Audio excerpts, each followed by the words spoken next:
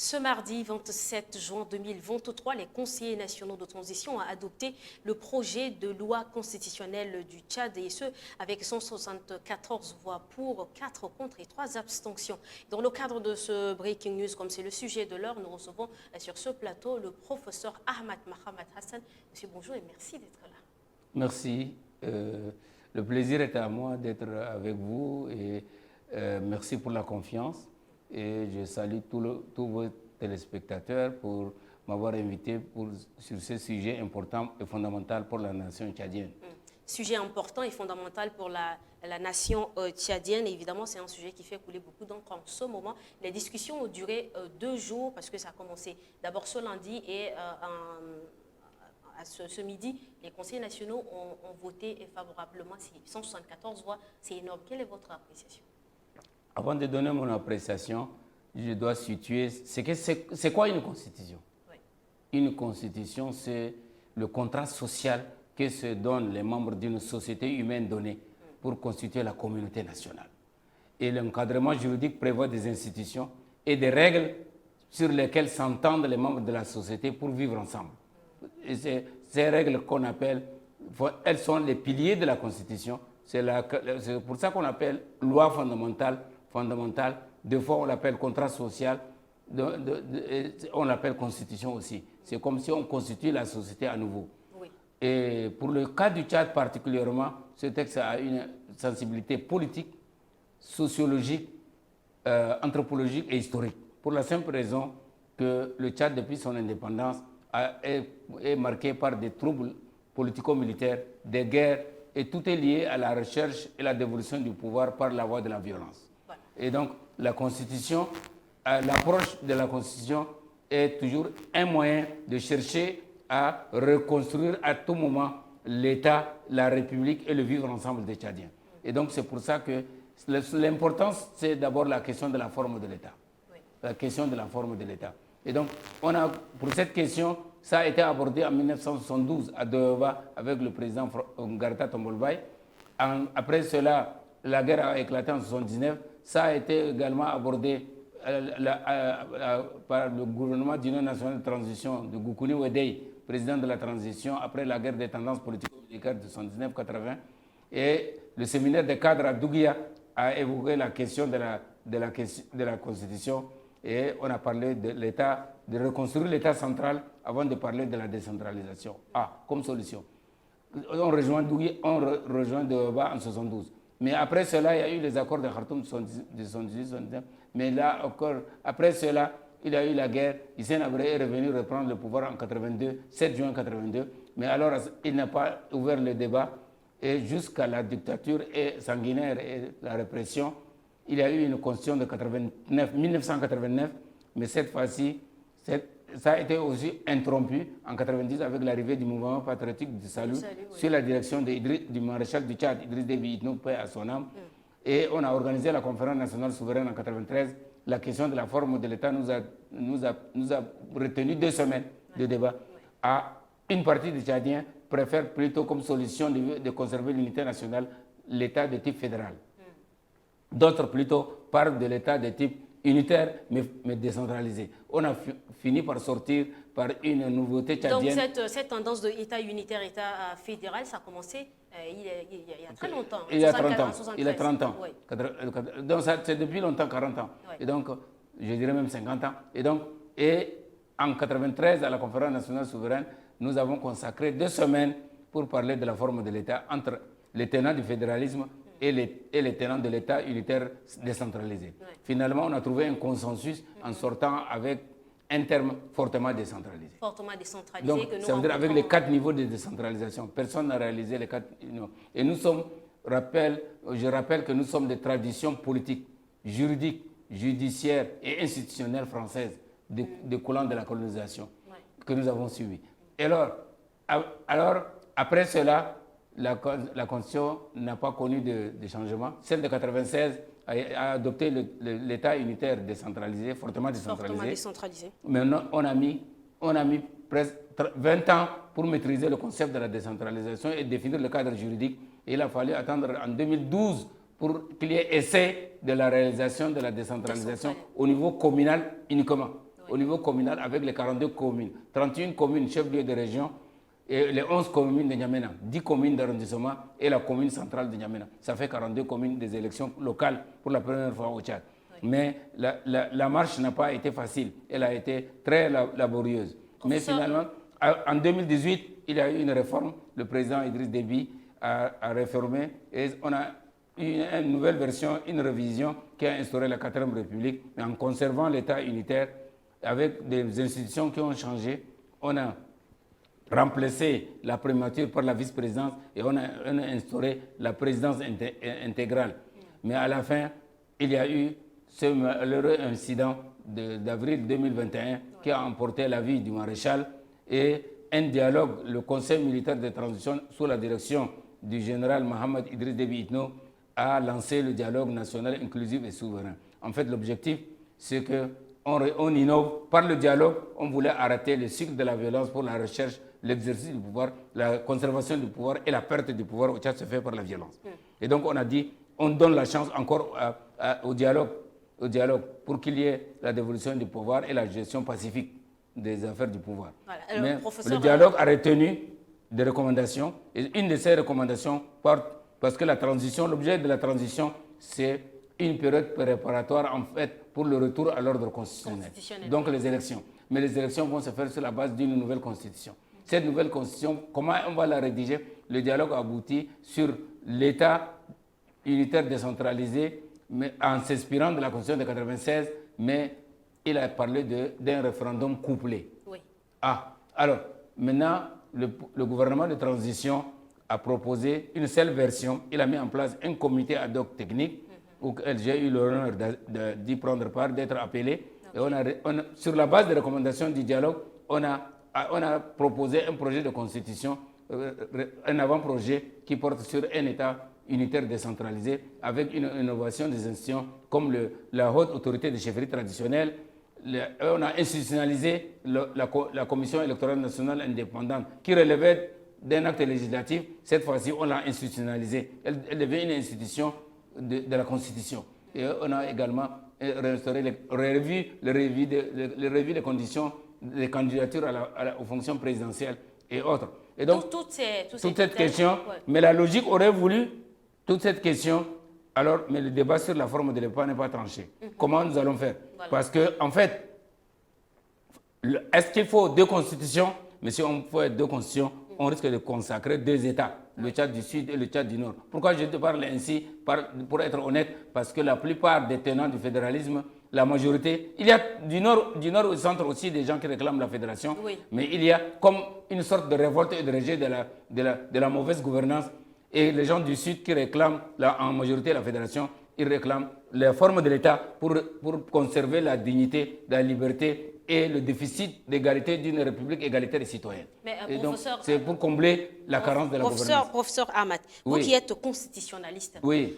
Est-ce que l'État fédéral est égal à la division d'un pays ou d'une nation? Pas du tout, du tout. Justement, je vous dis la conception, oui. mais je ne vous ai pas dit la définition scientifique. D'accord. Fédérer, c'est plutôt unir dans le domaine scientifique. Il y a un État fédéral au niveau central qui a des compétences bien comprises, régaliennes. Il contrôle l'armée, la monnaie et l'économie nationale et les affaires étrangères. Et les États fédérés ont des compétences également politiques parce qu'elles vont avoir un parlement local, un exécutif élu local, mais elles vont avoir à gérer également les ressources économiques et financières locales pour le développement local, la prise en charge. Mais cela ne veut pas dire la séparation ni le rejet de l'autre. Mais alors, les gens pensent qu'avec la fédération, on pourrait avoir la liberté de conserver sa dignité, la liberté que l'État fortement centralisé a opprimé. Okay. Mais non, la question c'est la carence de la gouvernance plutôt que la forme de l'État. Si les Tchadiens ne veulent pas vivre ensemble, ce n'est ni la décentralisation, ni la fédération qui vont régler la question du vivre ensemble, du respect de la dignité de l'autre et de sa liberté ou les droits. La question porte sur la dévolution du pouvoir. Si la dévolution du pouvoir se fait par la violence avec le sacrifice des membres des groupes et des clans armés et ethniques, alors l'État et ses ressources deviennent le produit de guerres et de conquêtes. Et dans ce cas, toute réforme égalitaire et citoyenne devient impossible. Voilà. Donc, alors, monsieur le constitutionnaliste, oui. Lors de la première journée du débat à l'hémicycle, le ministre secrétaire général du gouvernement, Ali Kichoua, a parlé des innovations qu'on allait piocher sur la Constitution de 1996. Est-ce que ces raisons sont fondées, vu que l'État unitaire a montré ses limites? L'État unitaire, madame, je ne voudrais pas être très long, je ne veux pas donner sur ce plateau un cours de droit constitutionnel. Merci. Au Tchad, contrairement à d'autres colonies françaises, africaines de la France, oui. Au Tchad, l'État unitaire n'a jamais réussi à s'enraciner. Ah, d'accord. Depuis 1960, alors quel était le problème? Il est toujours en chantier. Il était toujours en chantier. Et la République est en chantier parce que la citoyenneté tchadienne effective, pleine, n'existe pas. Les Tchadiens ne se réfèrent pas à leur loi, à leur République, à leur État. Ils se réfèrent à leur ethnie, à leur clan et à leur village.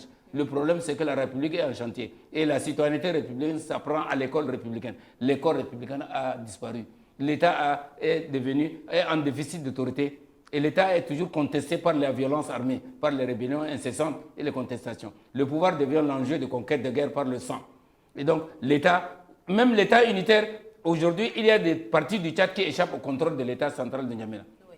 Il y a l'extrême nord de Tibesti, avec la frontière avec la Libye, échappe au contrôle de N'Djamena. Il y a une partie dans la pochette sud-est du Tchad, là où j'ai grandi, dans la région, la province de Silla, dans la pochette entre la Centrafrique et le Sud-Soudan, le Soudan et le Tchad, ce qu'on appelle le pays signal, ou bien là-bas ce qu'on appelle Mogroro, ou bien Andjerema, c'était une sous-préfecture de Gosbeda avec jusqu'à la frontière avec la Centrafrique, des populations qui échappent au contrôle de l'État central. Ouais. Et donc, le problème, les gens avancent des choses sans pour autant vérifier l'effectivité. Et donc, maintenant, la décentralisation suppose que l'État central exerce pleinement les compétences et les ressources pour pouvoir être à même de les transférer au niveau périphérique sans pour autant remettre en cause l'unité nationale. Donc l'État unitaire est toujours en chantier. En chantier. Et donc la forme de l'État, c'est une affirmation d'une gesticulation intellectuelle et juridique sans réalité. Ouais. Parce qu'il faut que l'État exerce des compétences pour être à mesure de les transférer. Toi, tu n'as pas exercé quelque chose, tu ne l'as pas maîtrisé, tu vas donner à qui? Il faut d'abord l'avoir avant de le transférer, y compris les compétences et les ressources. Et de l'autre côté, les gens avancent la fédération comme le rejet de l'autre dans sa conception politique et identitaire dans le République. Non, la fédération, ce n'est pas ça. C'est l'État fédéral. Ça booste le développement local. Ça fait une compétition entre les États fédérés, mais le contrôle reste l'État fédéral avec l'armée. Au Tchad, nous avons le problème de la dévolution du pouvoir par le contrôle de la défense et de l'armée. Si l'armée n'est pas républicaine, elle ne reflète pas l'identité et la diversité tchadienne, la fédération risque d'être encore une erreur parce que l'hégémonie et le contrôle du pouvoir sera par l'État fédéral qui contrôle l'armée. Professeur Ahmad Hassan, pourquoi le gouvernement envisage un deuxième référendum? Pourtant, l'unique pouvait départager les Tchadiens sur la question de la forme. Il n'y a ni un deuxième référendum. Ah, parce que je m'explique. Toujours les propos du SGG. Du ministre SGG. Il a sa version. Il a sa version. Maintenant, nous, les scientifiques, nous avons notre version. La logique aurait voulu, la logique, parce que la question de la forme de l'État n'a pas été nettement tranchée au dialogue. On a dit qu'il faudrait lancer un référendum couplé. Ouais. Ça veut donner dire quoi? La parole à la population. Deux projets de constitution. Oui. Comment on va alors, si on dit deux projets de constitution, un même pays ne peut pas avoir deux constitutions. Ça, c'est consacrer la division du Tchad. La logique aurait voulu, selon notre modeste compréhension, qu'on fasse deux consultations. Une première consultation sur la forme de l'État.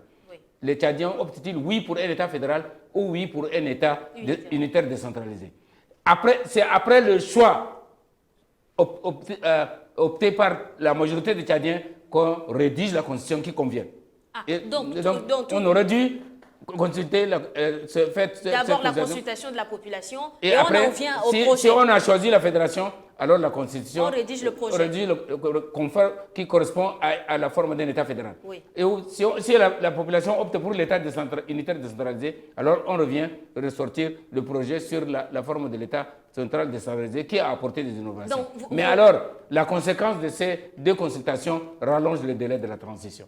Mais alors, nous avons un risque, rallonger les délais justifiés ou bien aller avec un seul projet de constitution qui emprisonne, qui nie le droit aux tenants du fédéralisme parce qu'ils n'ont pas l'autre choix. Ils sont mis devant le fait accompli parce qu'on ne leur donne pas le choix. Est-ce que c'est une fuite en avant? Une fuite en avant, justement. Et là, on est en train d'anticiper le rejet. Mais alors, on reviendra toujours au rallonge.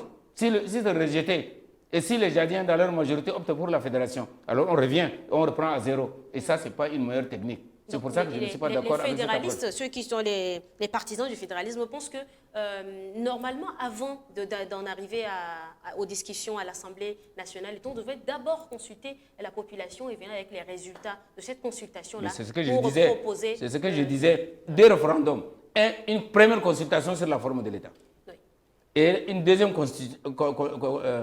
consultation sur la constitution rédigée conformément à la forme choisie. Ce sera la démarche sage qui conservera l'unité du Tchad, la paix et la tolérance. On n'aura exclu personne. Mais tel qu'annoncé... Tel qu'annoncé, on est en train d'aller à une crise. C'est une provocation. C'est une provocation. C'est une provocation. Oui. La prolongation n'est pas... C'est-à-dire, la prolongation, c'est ça la crainte du gouvernement de la transition et du pouvoir de la transition, parce qu'on n'a pas respecté les 18 mois, malgré les promesses engagées à l'entrée de la transition. Mais si on a encore un bonus de 24 mois sur la base du dialogue, on ne veut pas entendre parler d'une heure de prolongation. Mais oui, mais ce n'est pas toute prolongation qui est mauvaise. C'est la prolongation non justifiée qui est condamnable. Mais si elle est justifiée par une consultation, parce que la souveraineté appartient au peuple tchadien. Et donc, il faudrait plutôt être sage, parce que le Tchad est sensible. Le Tchad est dans un sentiment de rejet de deux blocs, d'un bloc de culture arabo-musulman du centre et du nord, et d'un bloc de culture négro-africaine et de religion chrétienne et traditionnelle. Donc, en votre qualité de constitutionnaliste, vous pensez que ce serait bien de prendre du temps et d'aller vers une consultation saine et crédible? Avec deux consultations. Une consultation sur la forme de l'État. Oui. Et une deuxième consultation sur la constitution rédigée conformément à cette forme. Alors là, on a la chance de donner la parole deux fois au peuple. Ceux qui ont rejeté la fédération au niveau de la forme de l'État et qui ont pris la forme décentralisée, les fédéralistes peuvent se rattraper sur l'autre rejet. Et là, on gagne en reconnaissance des droits citoyens et d'unité et de tolérance, plutôt que de rester dans les méfiances. Ce projet qui est adopté par l'Assemblée, par le Conseil national de transition, aggrave les tensions, les suspicions, les rancœurs et surtout les pellicules, je veux dire, c'est-à-dire les non-dits. C'est comme si le pouvoir et les gens de culture arabo-musulmane sont toujours réticents quand il s'agit de l'État fédéral. Et là, ça victimise les tenants du fédéralisme et ça pose la question de vivre ensemble et du respect de la dignité de l'autre et de la cohésion nationale. Professeur Ahmad Mahamat Hassan, j'y arrive.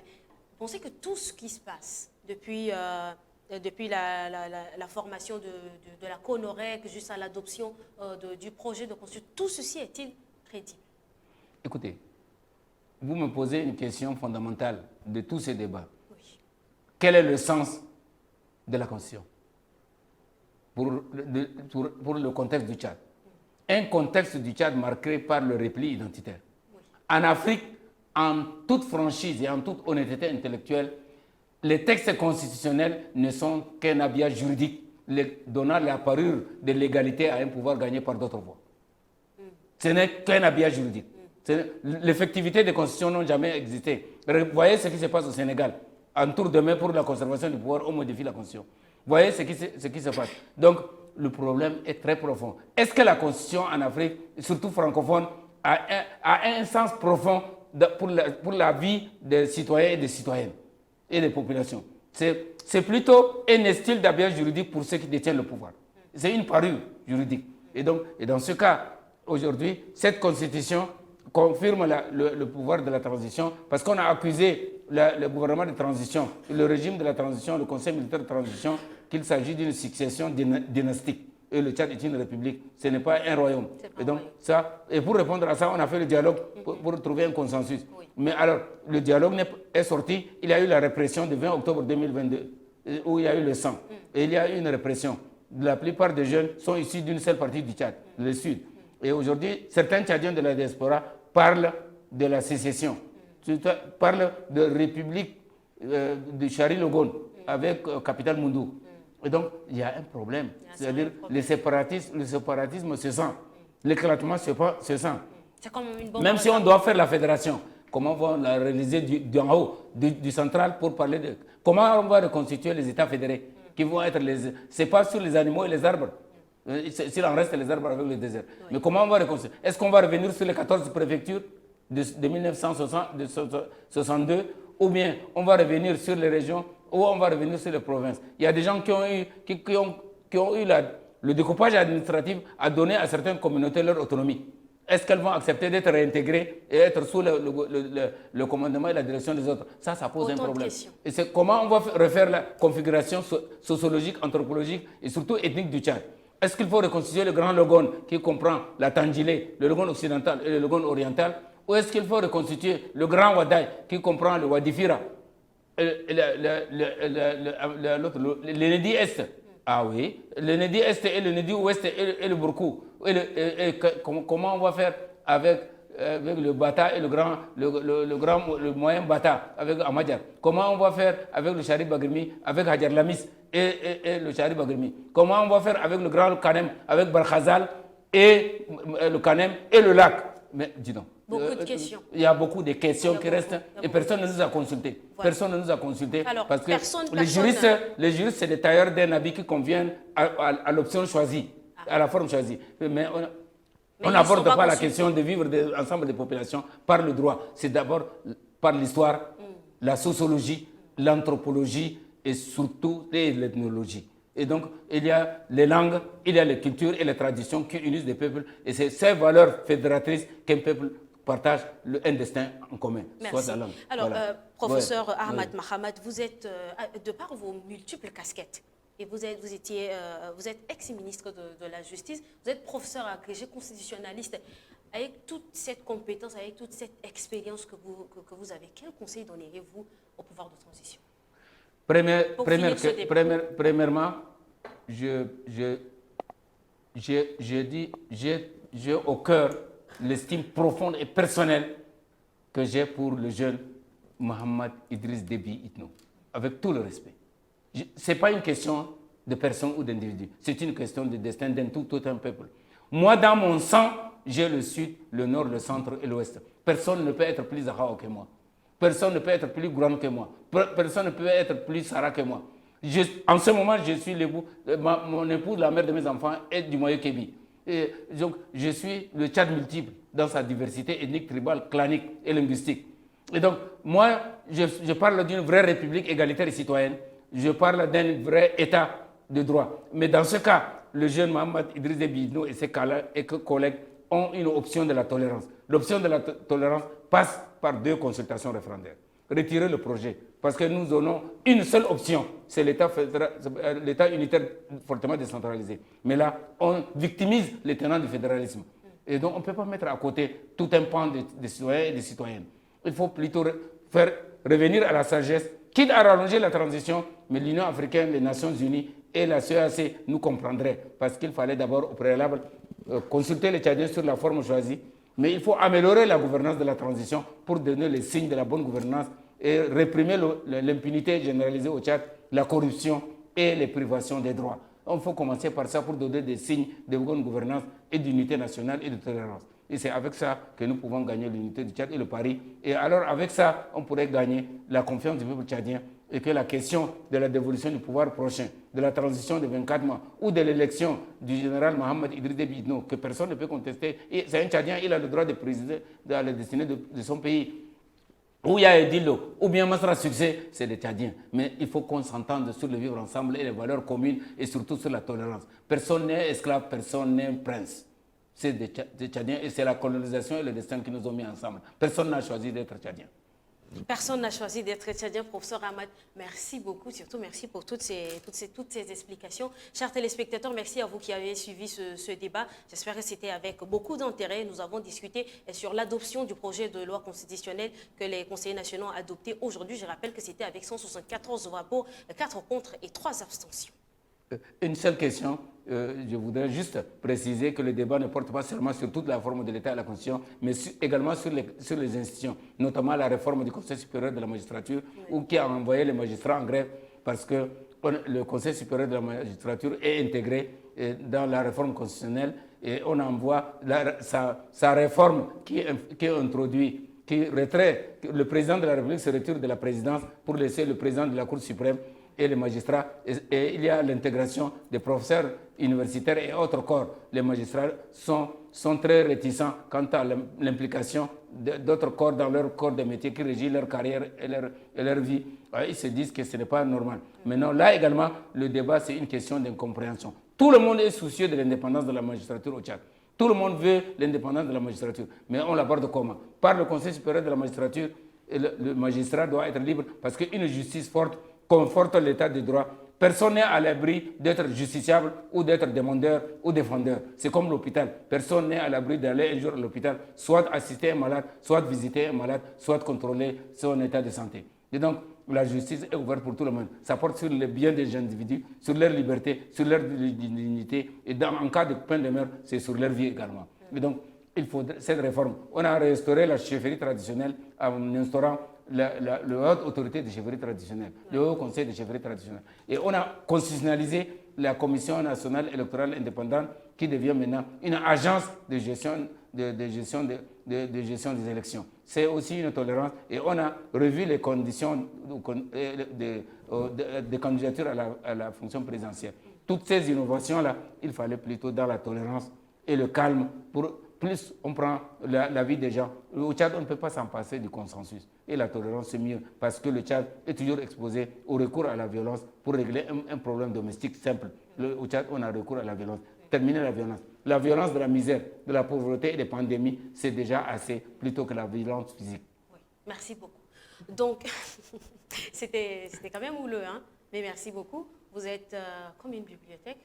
Merci beaucoup, professeur Ahmad, merci d'exister. Je profite de cette occasion pour vous dire merci et prenez soin de vous. C'est à moi de vous remercier parce que, excusez-moi d'être passionné, et de donner toute l'histoire du Tchad avec toute la passion parce que ça touche ma vie et professionnelle, et personnelle, et familiale, et ethnique, et confessionnelle. De tout. Parce que j'enseigne les prêtres à Bakara. Depuis 20 ans, c'est moi le formateur des prêtres sur les droits et les religions révélées. C'est ça ma visite à Jérusalem, à l'université de Jérusalem et l'université d'Alexandrie copte.